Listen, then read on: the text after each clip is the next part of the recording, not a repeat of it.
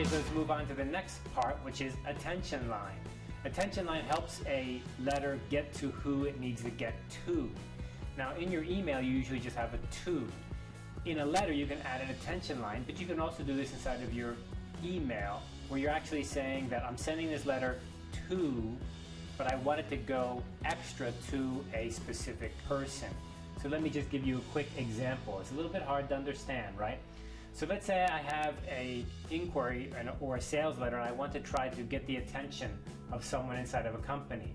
So I can send this letter to the marketing department, let's say.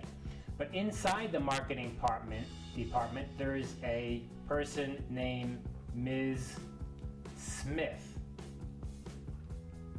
So Ms. Smith is the person I want this to get to, but I'm going to send it to the marketing department. So what happens?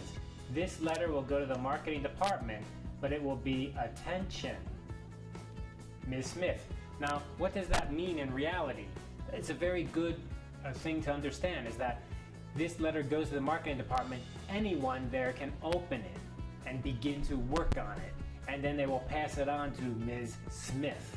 But if you wrote your letter to Ms. Smith, and what if Ms. Smith is busy? No one can open that except her.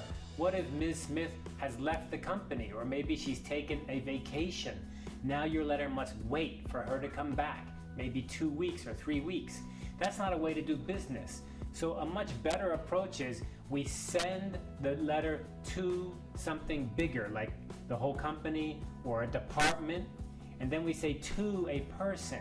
But if that person is not there, that person is busy or something has happened, then someone else inside that to can open and address the letter, take care of the letter. So let me go over that one more time. Let's say that we're sending this to the marketing department, and attention, Ms. Smith. So who can open it? Anyone here.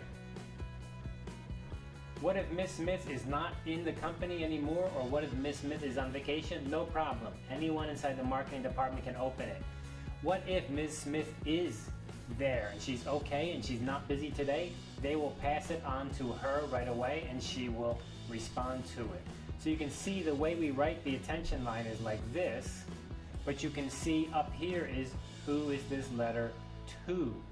So in this case, this is a great example. It's going to this whole company. Someone in the company needs to open this letter. Who?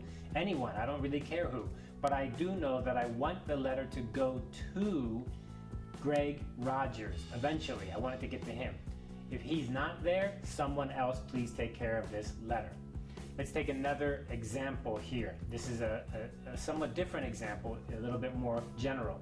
So here, this is to, and then we have the address. So this is the address of the receiver. And then down here we have the attention line. So in the to, it's the whole company.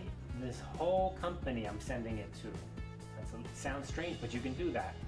Here I'm sending it to a department. I'm not sending it to a person. I'm sending it just to a department. What does that mean? That means that if I send it to the wrong department, or maybe I got the name wrong, or maybe this department was closed last week, that's okay, because anyone else in the company can now open my letter.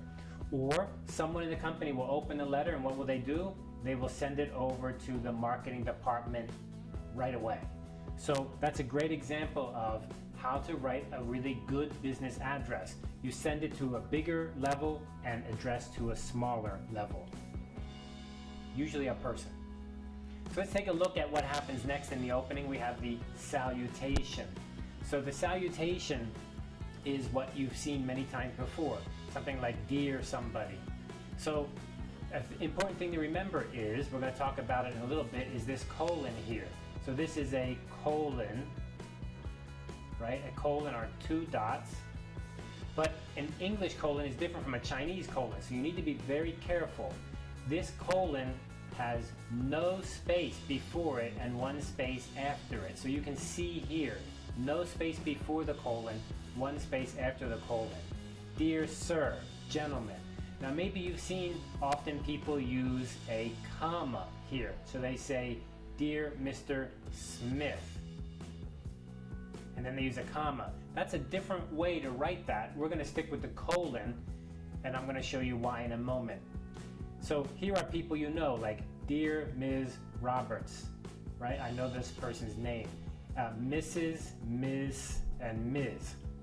Of course, you probably learned this in junior high school or high school, that these mean different things in English, right? One means married, one means single, and one means we don't know or we don't care. These days, we try to just stick with the Ms. because it's not important whether a person is married or not, right? So just use Ms. if you don't know any more information. That's the best way. Of course, if they prefer to use Mrs., like when somebody sends you a letter, if they sign the letter and they say Mrs. Smith, MRS, then when you write a letter back, an email back, you should always say Mrs. Smith. Don't do something different, it might make them a little bit offended. Of course, sometimes you don't know the person, and that would be something like this: Dear Madam, or Dear Ladies, a group of ladies.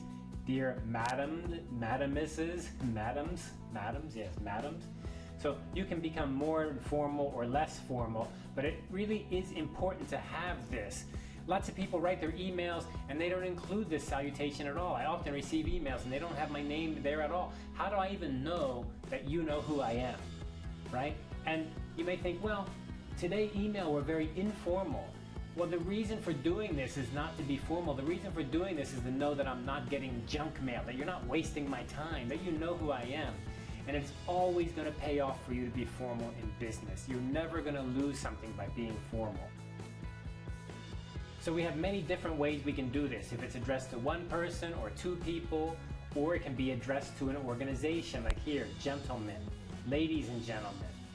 And sometimes you don't know who it's to. In that case, we can say, to whom it may concern. I have no idea who's going to get this. I don't know who they are, but I can say, to whom it may concern. So these are great ways, and your QBL program has many examples to help you.